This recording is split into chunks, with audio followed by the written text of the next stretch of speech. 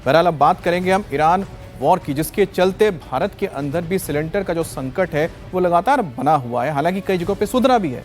अब सरकार आपूर्ति सामान्य होने के दावे कर रही है, लेकिन देश भर के अलग अलग शहरों से गैस एजेंसियों के बाहर लंबी कतार अब भी देखने को मिलती है। सिलेंडर संकट से जुड़ी इस वक्त की जो सबसे बड़ी खबर आ रही है, इसमें बताएं कि जो छोटे सिलेंडर की बिक्री तेज कर दी गई, यानी 5 किलो का जो सिलेंडर आता है उसकी बिक्री पर ज्यादा जोर दिया जा रहा है। इसके लिए सिर्फ आपको आईडी प्रूफ दिखाकर आप गैस एजेंसी से इस सिलेंडर को ले सकते हैं।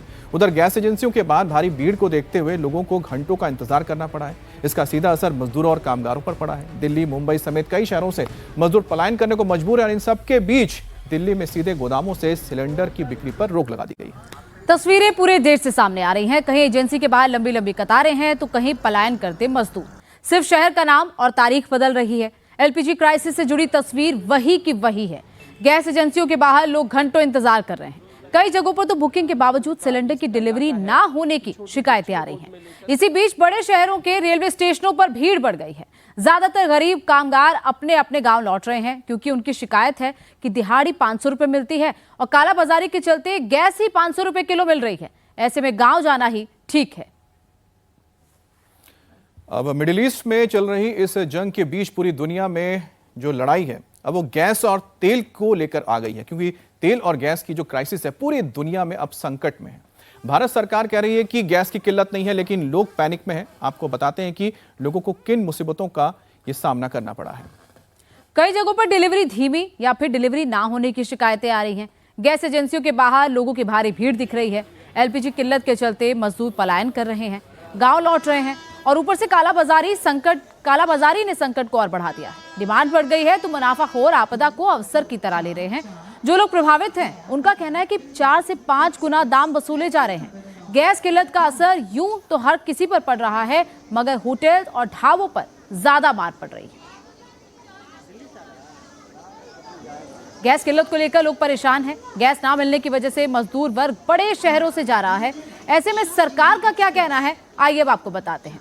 सरकार कह रही है कि क्राइसिस नहीं है। 95% डिलीवरी ऑनलाइन बुकिंग के जरिए हो रही है।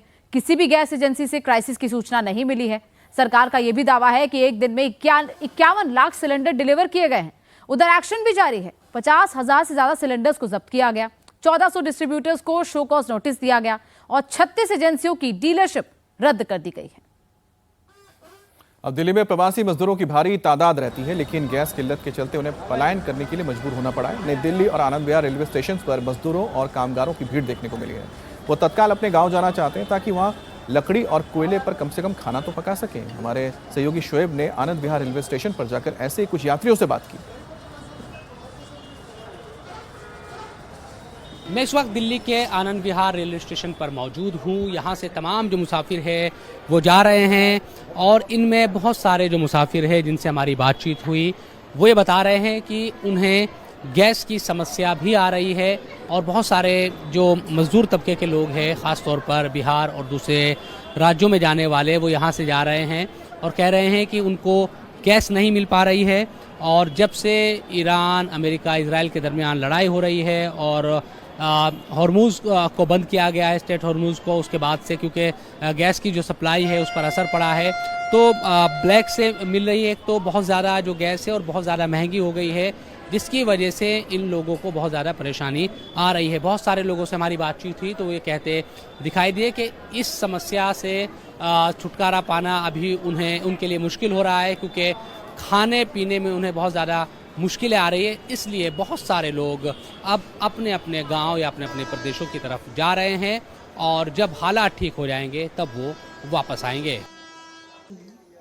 गांव लौट रहे प्रवासी मजदूरों का कहना है कि दिहाड़ी 400 से 500 रुपए मिलती है और इतने में 1 किलो गैस मिल रही है। तो शहर में क्या कमाएं, क्या गैस जलाएं और क्या खाएं, परिवार चलाना नामुमकिन सा हो गया है। 3-3 हज़ार रुपया मांगता है, 3-4 हज़ार, वो भी ना मिल रहा है तो क्या करेंगे? ड्यूटी करेंगे कि खाना बनाएंगे? चक्कर ये होटल पे कितना खाएंगे सर? मजदूर आदमी कितना खाएंगे? 300 रुपया कमाने वाला 400 और होटल में खाएंगे दोनों टाइम तो कहाँ से आएगा? 500-550 रुपये किलो गैस मिल, वो भी बावजूद में भी नहीं मिलता है। खाने पीने का कैसे कर रहे थे? लक्कर पर बनाते हैं। 300, 400, 500 रुपये मिलता है, वो भी नहीं मिलता रहता है। परिवार के साथ रहते थे या कहाँ? परिवार के साथ रहते हैं।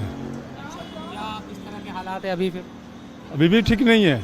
कंपनी में हमारा जो है हिसाब किताब 500 से 600 की अपनी मजदूरी होती है, उसमें हम 400 रुपये लीटर की गैस डलाएंगे तो हम कैसे खाएंगे और कैसे रहेंगे हम? कहाँ पे जा रहे हैं आप लोग? बिहार जा रहा है।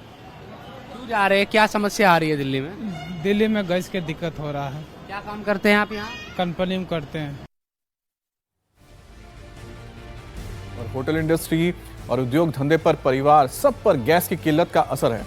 इसके बीच सरकार ने एक छोटू सिलेंडर को लेकर बड़ा कदम उठाया। ये छोटू सिलेंडर 5 किलो के होते हैं। इनकी बिक्री सरकार ने तेज कर दी है ताकि मजदूरों को पलायन ना करना पड़े। ये सरकारी रेट पर सीधे गैस एजेंसी से मिल जाएंगी।